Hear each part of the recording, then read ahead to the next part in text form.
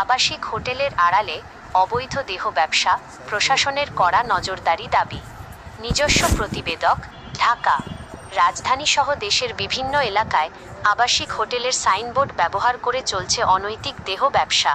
নামসর্বস্ব ও অখ্যাত হোটেলগুলোকে কেন্দ্র করে গড়ে ওঠা এই অসামাজিক কর্মকাণ্ডে স্থানীয় বাসিন্দাদের মধ্যে চরম ক্ষোভ ও অস্বস্তি বিরাজ করছে। স্থানীয়দের অভিযোগ, দিনের বেলায় সাধারণ পর্যটন কেন্দ্র বা হোটেল মনে হলেও সন্ধ্যার পর থেকেই এসব হোটেলের চিত্র পাল্টে যায়। দালাল চক্রের মাধ্যমে বিভিন্ন এলাকা থেকে তরুণী ও নারীদের ফুসলিয়ে এনে হোটেলগুলোতে তোলা হচ্ছে এবং পরবর্তীতে তাদের দিয়ে দেহ ব্যবসা করানো হচ্ছে। এতে করে ওই এলাকাগুলো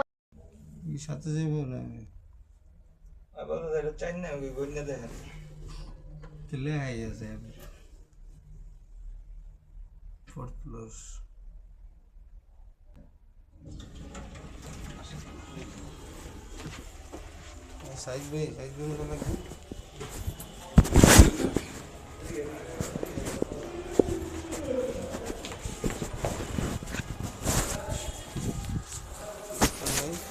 এই দুজনের টাকা